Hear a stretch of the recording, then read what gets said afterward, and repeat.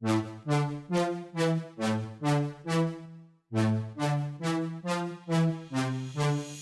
back to another episode of the Next Level Minds podcast. My name is Kelsey Chapman, and I am your host. For those of you who are tuning in for the first time, this is a podcast dedicated to those who want to reach a next level in their business, personal, or career life. Every other week, I'm blessed to sit down with a fully qualified guest, entrepreneur, content creator, or mover and shaker in their industry and walk through their story of how they have gotten from point A to point B and overcame various adversities along the way.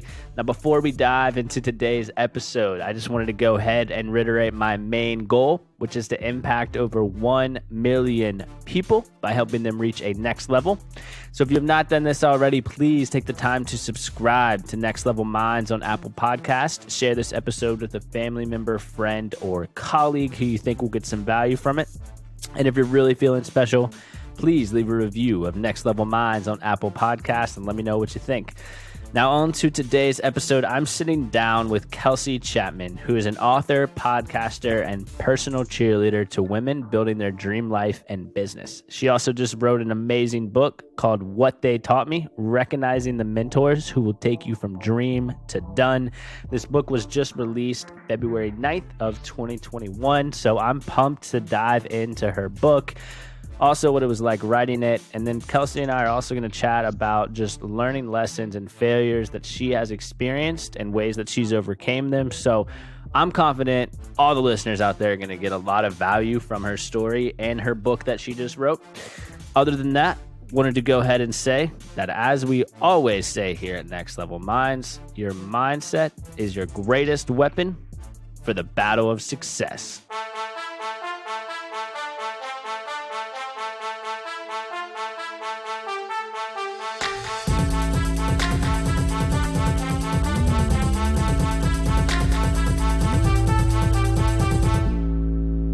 Kelsey, thank you so much for taking the time to sit down on the Next Level Minds podcast.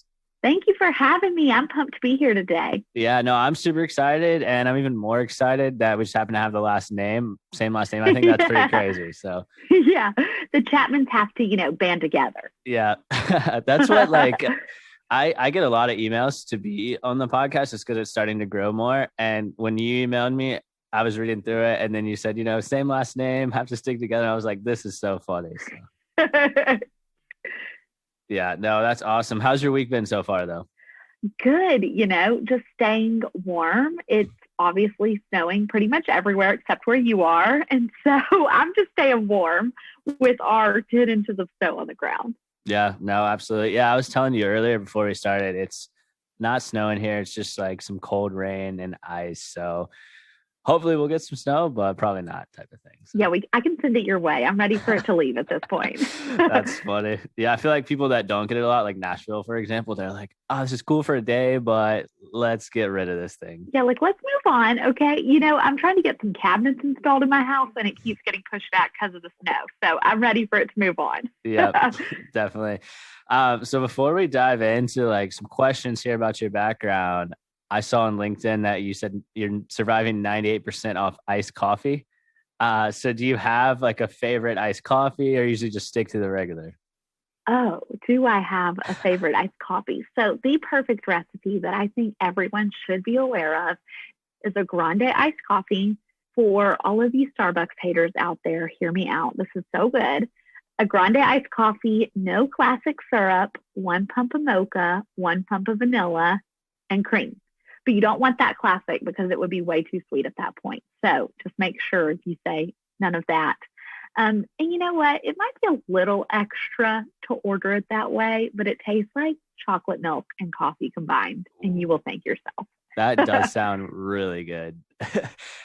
You can message me for that, and I'll send you the recipe. Yeah.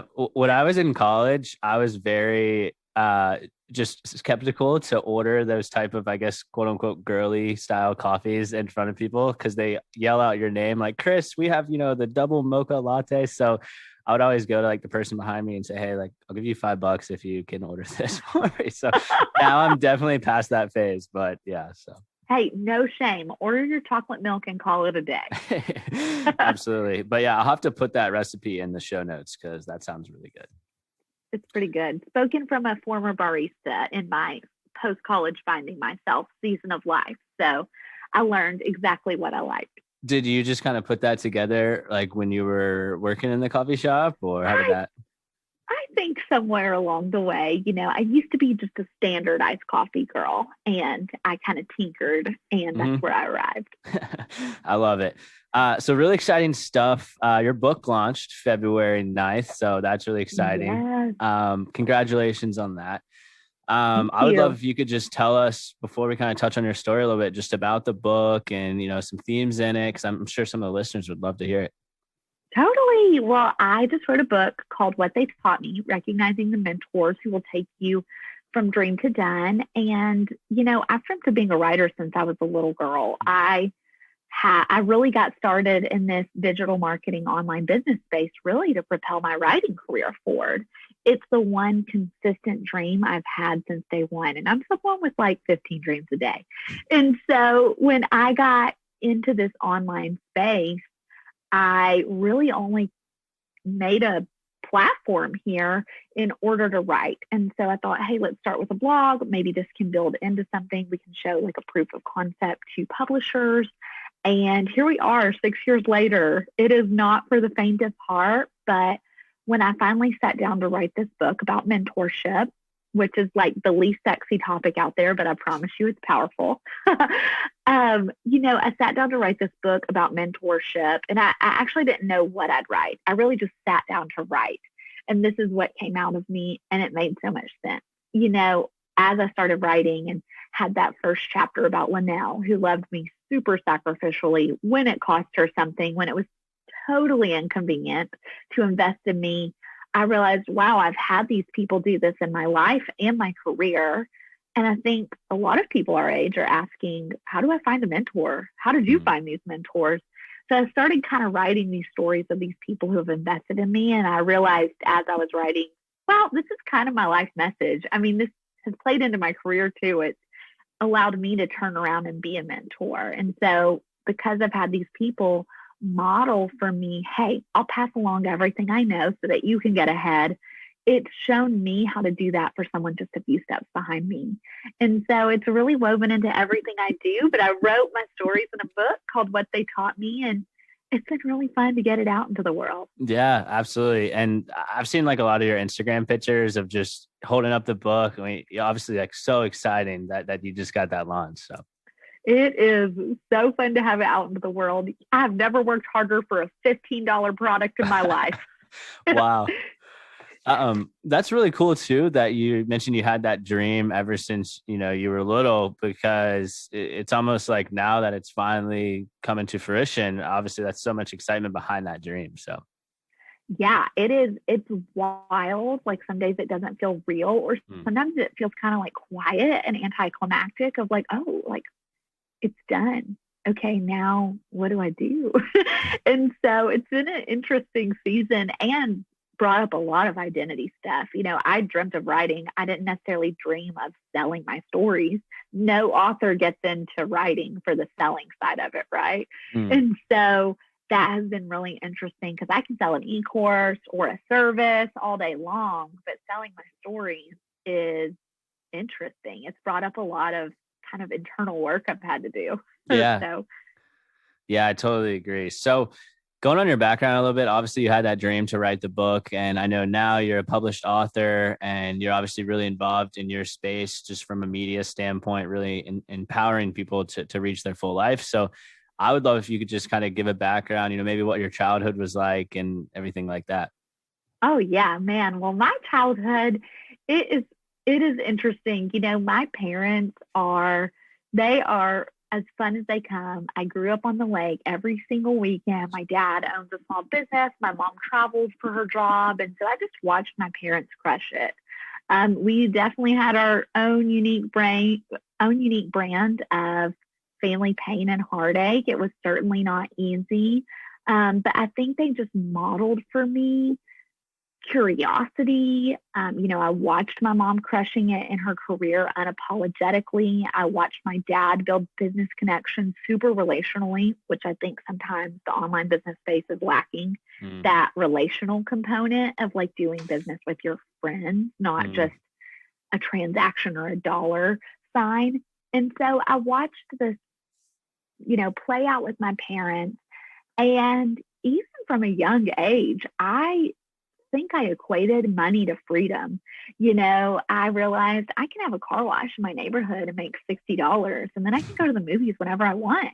Or I'm going to sell business cards to my mom's coworkers. I'm going to hand draw them, and I'm going to print them out on our printer and sell them. And obviously, they just bought them to be nice. They're not handing that out at business meetings.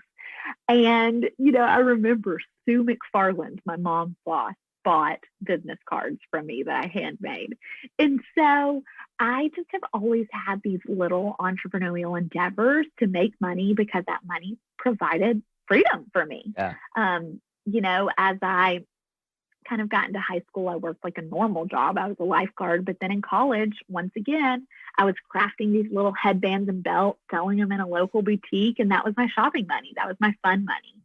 And so I, have always learned how to do something and then thought, let's see how I can sell it. Maybe it's not for everything, but let's roll with it for the season. And I think that curiosity has served me well. And man, it's been a part of who I am for as far back as I can remember, if I think about it. Yeah, no, totally agree. I liked what you mentioned just about kind of the excitement behind making money as a kid. I think like I went through a similar process, and I think it's so cool because, you make $40 and you're 13, 12 years old. You feel so rich. You're like, yes, you're like, I'm rich. I'm going to see, baby mama 16 times this week or whatever, Yeah.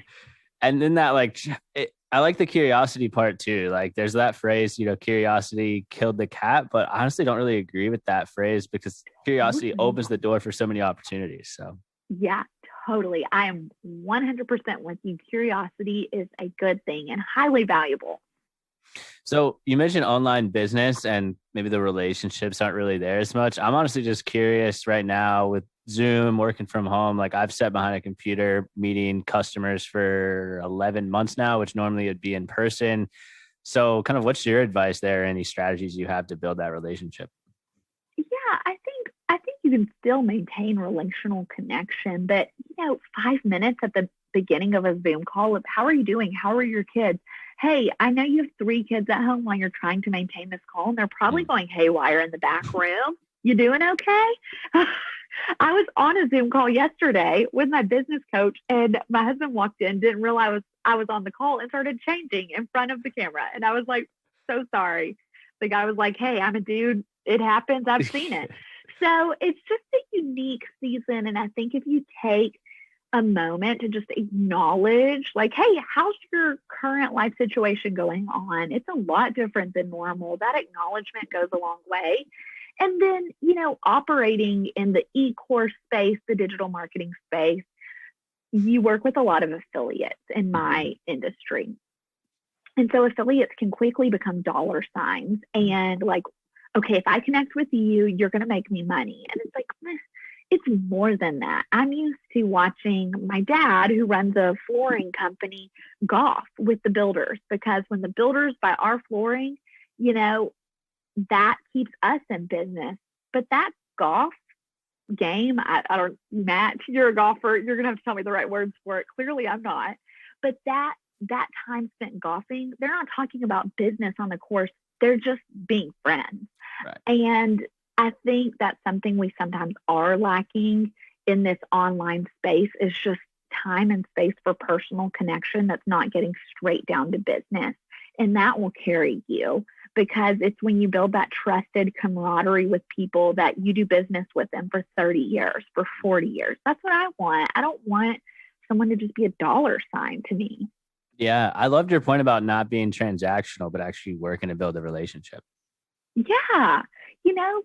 I think that's something that local brick and mortar business does really well. And this is just relatively a new space. I mean, we've only been doing business online for like 20 years tops.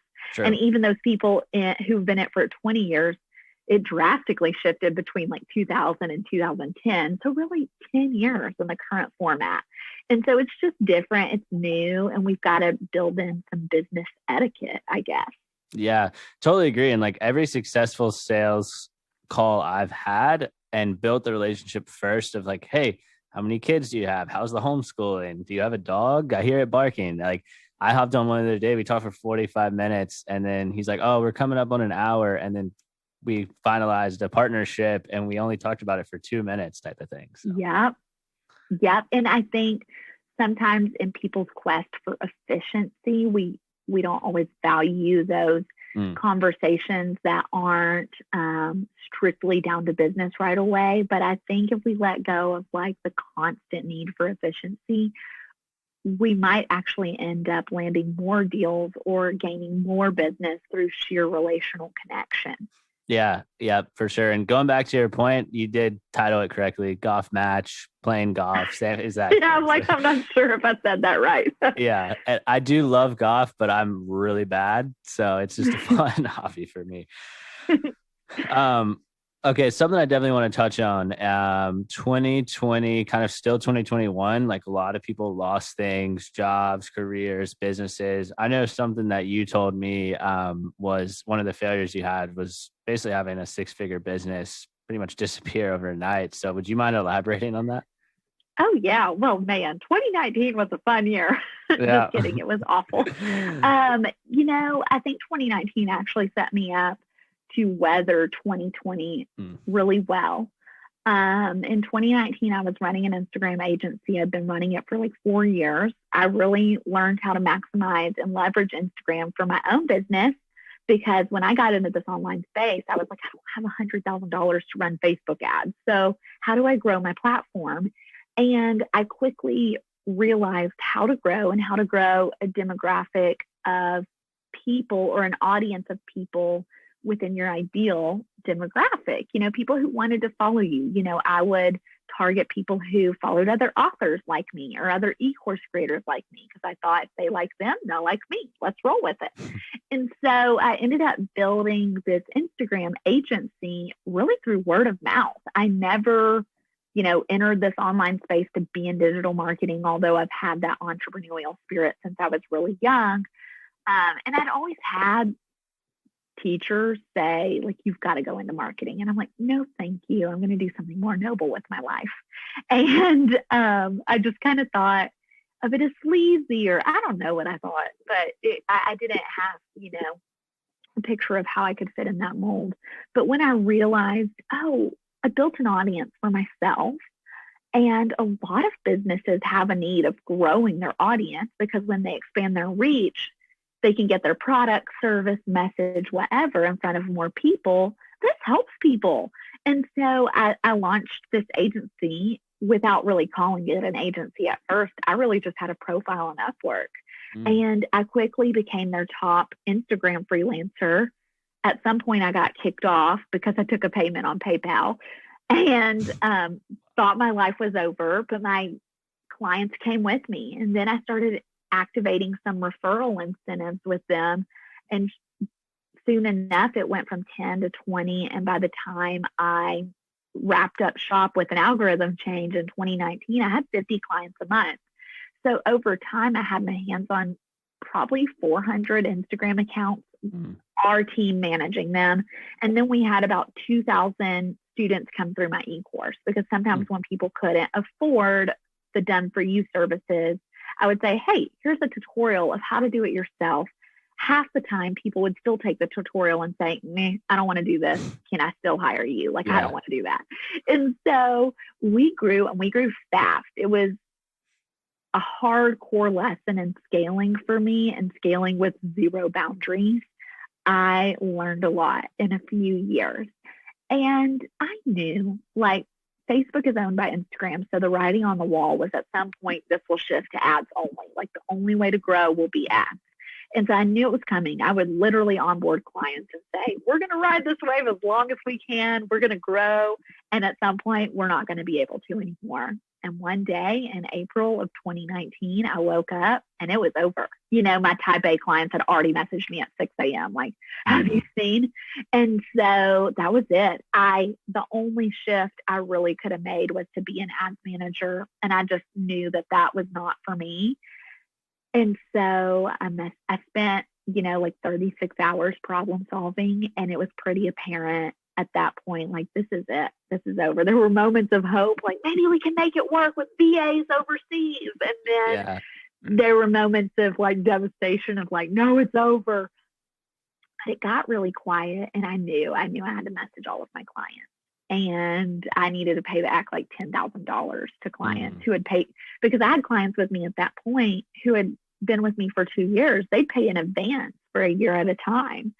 And so I messaged all my clients. I closed up shop and it got really quiet in my life. And I went from $20,000 months to zero overnight with a husband in college. So no sugar daddy in sight. And it was scary. I got my book advance literally 6 days before that happened. And I had not saved well for a rainy day. I had bought every new website, tested that ad strategy, built the $7,500 course hub. Like, I had put a lot of my money I made back into my business. And I don't regret that, but I would recommend saving for a rainy day. And thank God that book advance came in, because I was like, okay, I've got about 6 months. And at 6 months, we're going to sell the house and we're going to live with some friends. And so that became the season of rebuilding and it getting really quiet. But I think it's the best thing that could have happened. I mean, obviously happy to expand more, but the best really hard business lesson I could have learned at 29 years old. And so I was pretty prepared for COVID, you know, like no one wants to see all of the emotional work they've done be tested to double check that it's paid off. Yeah. You know, I was working with a money mindset person. I had a business coach and a therapist. So I was doing a lot of work in that season, dealing with a lot of fears. Am I a 29-year-old peaker? What if I'm a total loser? What if I never make that kind of money in my life again? What if, from the heights with which we've fallen, like I've been up here and I'm going to be on my friend's couch here pretty soon.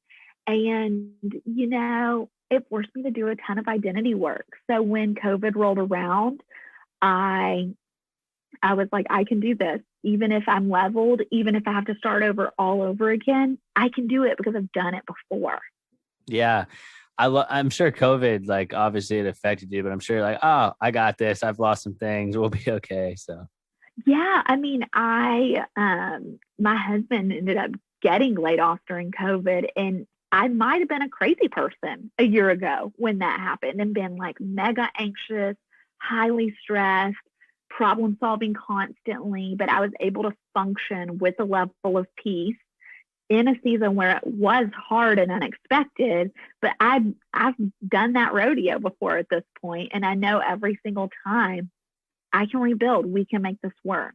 And so it was a really good life lesson to learn at 29, but I mean, I wouldn't wish it even on my enemy. Yeah, it's crazy too that all that happened at 29 years old. Like, you're still obviously figuring out yourself at that age. So totally. I mean, I'm very much still figuring out myself about almost 2 years later. And so it has been a wild ride.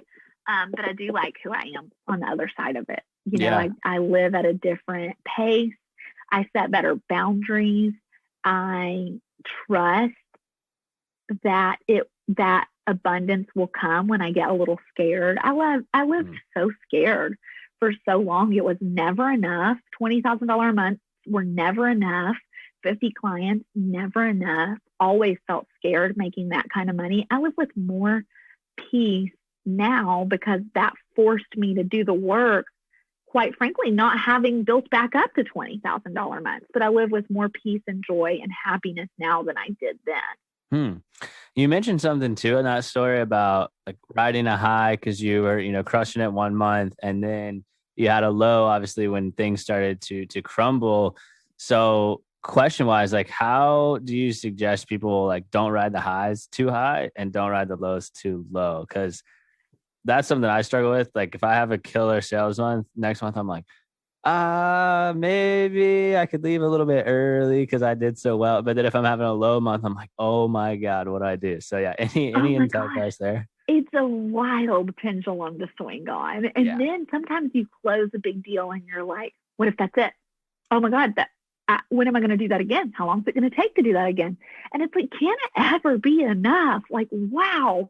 And so, I mean, it's kind of too, it brings to mind the phrase, like when they talk about reviews with books or any type of creativity, probably music too. Like they say, don't believe the top 10% and don't believe the bottom 10%. If you can ride somewhere in the middle, you know, it was probably wise for me to invest back in my business when I was making a ton of money at a time. But maybe I could have saved just a small percentage of that and put it in my savings for a rainy day. So that low month didn't have to feel bad. It could have felt peaceful and not scary. Now I know that, but I didn't know that when I was just having these quick injections of cash all the time. And so I think for the person who's trying to figure out how to not ride the highs, you've got to do the identity work too of not making your value and your worth about your money and the total source of your high becoming how much you closed on that month. Because if you start to slip into that, it's going to be even worse when you have a low month. And so for me, I started meeting with a money mindset expert literally 6 weeks. It was a 12-week thing. That day that the algorithm shifted it, I knew like it's over.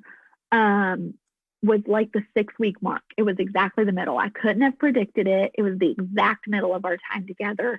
And I remember thinking how divine, literally how interesting that I started working with her when it was really good so that she could be with me when it was really bad. And she's seen me swing on this pendulum and hopefully she can bring me somewhere back to middle ground. And I just think it's important to do the work when it's really good so that you can weather the storm when it's really bad. Yeah. I really liked your point too about not having your identity wrapped up like just in the money, because money's not always going to be here forever. And if you have those bad months, you're not going to really have much of an identity because they failed you. So totally. Well, I remember calling my dad, and for him, in flooring, all his eggs are in the builder basket. And so it's pretty steady. Like it's not retail, it's builders. They're always building. It's pretty steady. But I called him one day and I was like, Dad, this pendulum, the roller coaster of like high highs and low lows. He's like, that's business, baby. If you don't want to feel that way, you got to go work for someone else. And that was a big moment of like, no one who's on an entrepreneurial track is exempt from really high mountaintops and then some low valleys. Now, hopefully we can minimize the low valleys over time, but I don't think if you're getting started, there's any way around them. I think the only way is through. yeah. So how do you plan for those? And how do you do the mindset work to carry you through those seasons? Yeah. What mindset work would you suggest? I think that's super important. Oh, well, let me just tell you, Chris, I probably spend most of my extracurricular income, that's not the word I'm looking for, but you get the idea, on mindset work in some capacity. So big fan of therapy in general. Sometimes your coach is not your therapist. And so you probably need to go to a therapist for some of those things. Like I know we're going to talk about the fact that I realized I had OCD. My coach really doesn't know how to empower me through that. But then I always tend to have a business coach. Sometimes I shift from like strategy for a season. And then some seasons it's confidence, or I worked with a money mindset coach. I kind of tend to look at my pain point for that season. But if you look at the A players, they're investing in their mindset. And if I look at the masterminds I've been in, the strategy doesn't differentiate that much. I literally was going through a training today with someone that's probably the biggest business investment I've ever made. And I realized in a strategy section, I wonder if he's in the same mastermind as my old coach, because she teaches that. That's the same exact strategy. But the shifts I'm having with him are worth their weight in gold and money, because he's hitting on a different mindset approach than anyone I've ever worked with. And so at some point, the strategy is just the strategy, but a different person might help you get to the core of a mindset issue that maybe someone else hasn't been able to in the past, because that's their unique gift. And so, I mean, I've worked with every type of mindset strategist, and I mean, I can give you a list of referrals right now to link in the show notes. I'm a big fan. That's the best money I've ever spent in my business. Yeah. I liked your point about not only the importance of business coaches, but, you know, I have a coach as well, and he teaches so many principles that like I've read in so many just famous business books, but it's almost like the way that he personally chats about it and gets the information across, I relate to it so much better. So yeah. And sometimes it's their essence. That what you just said, I think, is helpful too when you're worrying and you're comparing yourself against someone else. If you remember those people that maybe taught you something you'd already heard, but it was their delivery that mattered, that's what sets all of us apart. There's nothing new under the sun. So I might be teaching a strategy that someone else also teaches, but who I am and the essence that I deliver it with might be the game changer for a client. Yeah. And I think people gravitate towards people that are fairly similar to them. So if you have a coach that's totally close to you, then you're going to relate to them so much better. Totally. So before we go into, I have some questions like about mentorship, of course, because I know that's a lot of what your book is about. But just want to touch on the OCD failures. I know you briefly brought it up, but I think the listeners would get a lot of value from that story. Totally. So, you know, if I look back at my childhood, there are a lot of defining moments that are very clear. I was OCD. I mean, I had all these rituals. I would feel every wall of my house before I went to bed, the tapping, the checking, like anything you think of OCD wise, except organizing your kitchen in color coded drawers, I was embodying. But I didn't realize it because the stereotype for OCD is the color coded kitchen or closet or whatever. Like that's what we see on movies. And so I just had these rituals as a child. And it wasn't until I was listening to a Dax Shepard podcast, which is the last place you think you're going to go down a rabbit hole of OCD. It's just fun interviews with celebrities. But he was talking about trauma and how a lot of children who have gone through trauma, which every family has gone through their unique brand of pain, no one's exempt from that, but how some children internalize trauma by adapting control mechanisms. And OCD can be one of those things because you try to control something when you feel out of control. Now, I'm an Enneagram 7, so I don't think of myself as an overly controlling person. I'm like free-spirited, fun, woohoo. But I've always had these little rituals that make me feel better and safe once I do them. As a kid, they were weird. Like feeling every wall of your house before bed was definitely a faux pas. Sleepovers. You're trying not to be a weirdo, right? But as an adult, somewhere in college, I was really able to shift, probably when I was like, had roommates and it felt like extremely weird to feel the walls of my apartment before bed. At some point, I was broken of those OCD habits. And it shifted just into star student behavior. I'm going to compulsively work down my homework list, my class list, my volunteer list, every list in my life, and I'm going to delete it all. And I'm going to show up even if I am utterly exhausted and I have driven my body into the ground. I'm going to complete every single item on that checklist, and I'm going to be the best. And so OCD as an adult, especially in an entrepreneurial space or really in any workspace, can be totally rewarded. I mean, my OCD has been rewarded with success until this year. I literally started talking about with my therapist, I feel like I'm going to die if I don't check off my checklist before bed. The level of anxiety. I mean, I'd rather work till 1 a.m. than go to bed or close my laptop at 6 with an incomplete task. But the problem is you wake up to an inbox full of emails to new tasks at 7 a.m. Either way. So it never ends. And I had to assess is there a better way? Like at some point, the tasks really aren't going to end, especially if I'm choosing to be self-employed. Like I'm the person it falls back on at the end of the day. I can put checks and balances into place. I have a team who can help me, but it's going to fall on me at the end of the day. And so I started thinking like there's got to be a better way. And I started discussing with my friends, my husband, like I can't stop. Like I just can't stop. And that's the conversation I was having in my personal life. But at the same time, I'm getting so rewarded for doing so much, for being so good at what I do, for always delivering it, not only done, but done with excellence, you know? And so that reward was kind of a fix. And I would obsess over these tasks and then compulsively check them off, because that's a compulsion, is like a fix for the obsession that you feel stressed about, right? There's a whole other slew of hallmarkers for OCD that I share. I do not want to leave a listener walking away with like, oh, it might not just be organizing your kitchen. It's also obsessing about your checklist. This is a level beyond that.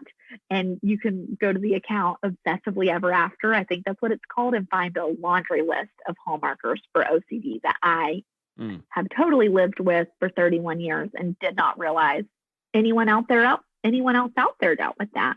But this is probably the most pertinent facet of it to my career. And I really didn't realize that until probably the fall of 2020. And so once I realized that, it wasn't this like insanely pivotal moment in my life, except for the fact that it reminded me, oh, this doesn't just end. If it wasn't for the fact of public humiliation of not, feeling the walls of my apartment before bed with roommates, I would still be doing that at 31 years old.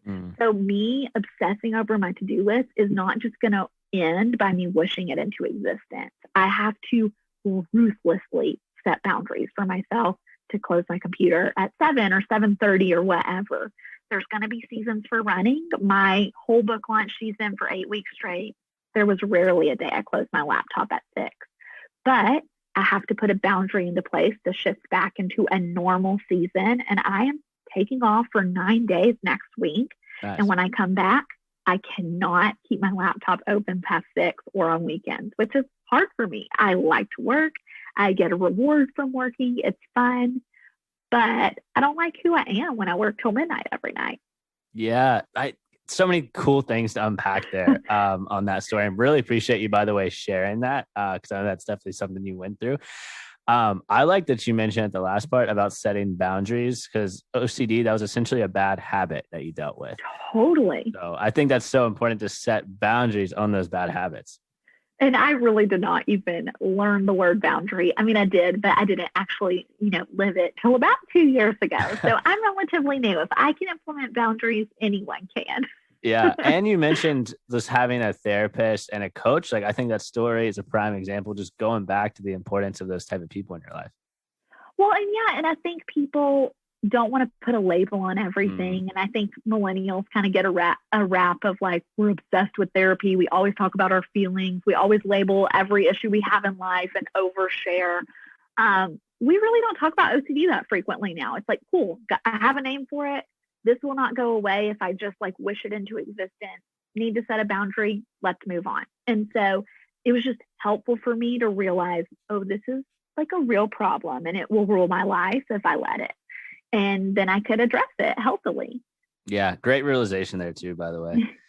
Yeah. So speaking of just coaches and people helping you, I know one of your big themes is just having a mentor that's already in your inner circle that really is like equally impactful as someone you put on a pedestal. So I would love if you can talk about that, because I think mentorship is super important.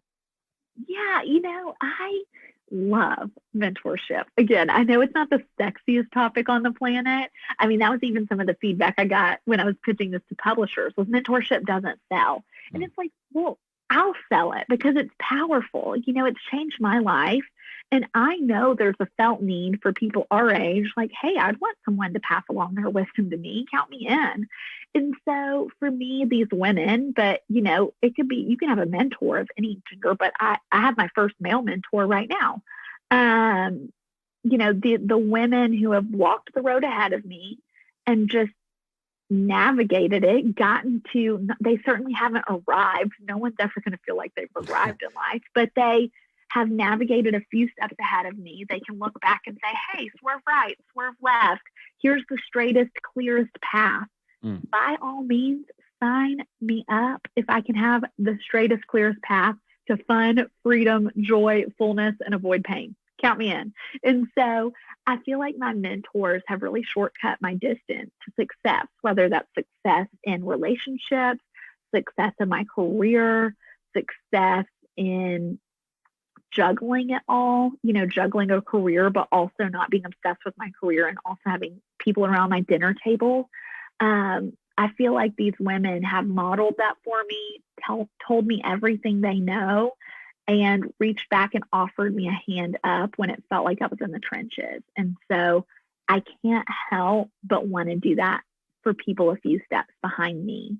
And you better believe, like anything I'm learning, I'm going to find someone who's already walked that road to mentor me. This season felt like, I think I need a new voice in my life. I don't exactly know who they are or what it is, but I'm just going to be observant and aware. And then Mike Zeller pops into my inbox and I'm like, I think he's my guy. And there were a few people that I talked to that I had a few calls with, and I'm like, this doesn't feel like the right fit. This isn't my person. And then, I had a few calls with him and I'm like, I think this is a voice I want to let into my life for this season. I think they're the right fit. Yeah. So within the mentorship itself, obviously it's super important and the ROI is massive, as you can tell with just how your success has been. But what's kind of the steps, I guess, like with the inner circle? Is it finding someone on LinkedIn that you know or Instagram and being like, hey, I'll pay you X for Y? Or how does that process really work? Yeah, I'd say in the business space, it is appropriate to probably look for someone that you have every intention of paying. If you're talking life, it might be weird to pay them. Offer to help them fold their laundry, take them to coffee, whatever. Or if they're an established business person that you might have a degree of separation from, or a small degree of separation from, then it might be appropriate to like ask them to coffee and ask them to invest in your life. But if you really don't have a starting point or someone that's already in your life, I would start looking around. I might ask for friends' recommendations. I go off recommendations a lot. And you better believe when I sign up to work with a mentor in a business format, I'm going to ask around, like, what was your experience working with them? Was it positive? Is it a bunch of smoke and mirrors? Because in this online business space where everyone can have followers, it can't be a bunch of smoke and mirrors. And so I am responsible for the due diligence of whether this is a voice I want to let into my life. Like me as the mentee, I'm responsible for vetting a mentor. But you also want to look for someone with aligned values. So when I got started, I saw these two women, and obviously there's 1,000 women running coaching businesses for strategy and business development and scaling in the online space. But these two women felt like we had pretty similar shared values. They were moms. I'm not a mom, but I did want to build a business so that one day I can go to a soccer game at 3 p.m. if I want. And so I recognize there's going to be educators out there that are going to equip you to hustle 12 hours a day. That's fine. That's just not what I want. I want freedom. I am in this to build a life of freedom. So I want to get to a place where I work 6 hours a day or 4. Maybe not in the beginning. I fully expect to maybe work 10 hours a day in the beginning. But long-term goal is to work 6 hours a day, to be present while my kids are home sometimes, but also to have a babysitter sometimes. And these women are modeling that. They make no apologies for crushing it in their career. They're respected. They're connected to some of the best, but they're not social climbing. They're not transactional in their relationships in business. They're highly connected people, and they kind of live a life format that I want, with kind of the family the business, all of it kind of woven together. They both involve a lot of their friends in their business. And so I was like, these are my girls. These are who I want to learn from. I joke all the time, like, y'all are stuck with me for life. I don't need the shiniest new person who's famous right now. I just need y'all. Y'all model what I want out of life. Are we aligned in every area? No, we don't really share the same. I don't think any of us share the exact same religious beliefs. I don't need that from them. I just overall want to have a general aligned value. And that works for me. And so I think really looking for someone whose methods and whose life values align with yours, because there is a flavor out there for everyone. Like, you can find that, but you do have to do your due diligence. And I think it will serve you well to ask for recommendations from people who are like you, who have your same desires, to say who you worked with, what's worked well for you. And just to start hunting. They're out there, I promise. LinkedIn, Instagram. A great lake to dig in could be to buy these e-course bundles out there, because a lot of the times these people are putting their entry-level course in there. You can get a quick sample of 30 people for $97 or something. And then you can say, ooh, I really like 3 of these. I'm going to hop on a discovery call with 3 of these people and see if they're my vibe. Yeah, I like that. And I think too, just like you mentioned, it's so important to match up your values just with theirs, because if you have somebody that's like, for instance, you want the freedom, but if you had somebody who's built a similar business, but they're like 45 working 15 hours a week, that's not going to be a good fit. Not going to be a good fit. Or like for me, I was working with someone that was really pushing a sales process that was so unaligned for me. My body physically, she said in the meeting, your body is recoiling. Like, you are totally rejecting everything I'm saying. I felt sick. I got a headache and I went home and went to bed at 5. And I was like, okay, wow. This is everything she's suggesting clearly makes me feel like I'm dying inside. So this is maybe not the best method for me. With these mentors you've chatted with and just lessons behind it, I mean, what are some common traits you see in some of these successful people? I think the most common trait is they're investing in themselves too. The mentors, when I got started and I handed over that first $2,000, that hurt. I had never spent anything like that in my life, except on like my car or my house, Yeah. And so to hand that over for business strategy and have no guarantee of what that would yield felt so risky.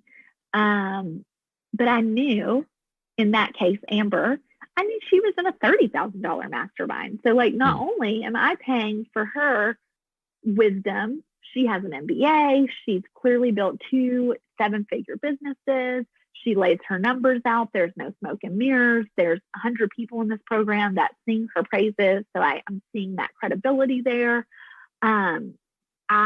I can trust that she is being invested in. And so not only am I getting her wisdom, I'm getting what she's currently learning passed down to me. It's like this beautiful trickle down effect. And so I think it's not a requirement. Like, maybe you're looking for a mentor that isn't currently investing in their education, but as long as they have, or that's a value in their life, I think that's something that is worth looking for in a mentor. I think just willingness. I think willingness trumps shiny all day, every day. Sometimes Tony Robbins, Marie Forleo, Oprah, whoever your person you're looking up to, they don't have time to mentor us. They probably barely have time for their spouse or their best friend. But someone who is maybe closer to your journey is a little more available and willing. And actually, they're not so far ahead of you that they've forgotten what it's like to be in your shoes. They're just 3 steps ahead of you. And so they can say, hey, I was just walking that road not last week, but last year. Yeah. And I can tell you the best way through. I just navigated this. I'm not so far removed that it's gotten, that I've forgotten. And so I think that willingness and that availability goes a long way, and it trumps shininess or someone on a pedestal every single time. Yeah, I liked what you mentioned, just like the willingness behind it. I mean, the willingness to do the work is so important. And also something you mentioned too, was these people are available. I mean, people are willing to help you out, especially if they're only 2, 3 years ahead of where you want to be, because they're like, oh, I remember what that was like. I'll help you out. Well, yeah, for me, when I got in Amber's program, she's like, awesome, and here's my number. And I was like, wait, what? There's 100 of us in here. Why? You don't have to give me that. And, it is her phone number, but maybe that's because I was an early person. I don't know, but maybe it's a Google number now and not everyone has it. But, I think that I was so utterly shocked at her availability to people. Now, does she answer at all times? No. And she might get back to you 4 days later, but she's found a way to be available that works for her life. And she might catch her while she's at the grocery store, like, hey, Kelsey, just got your box, gonna message you, back an answer. She's available, not every second. She's boundaried, but she is available in the format that works best for her life. And I love that she's just there. She's just there for me. If I have a big question that pops up when I need her, she's kind of like my board of advisors. Yeah, that's awesome. So, question about the willingness. I know when we were collaborating on email about just lining this up, I sent you the podcast guest form, which I sent everyone. Now that it's getting bigger, it's just easier to maintain guests.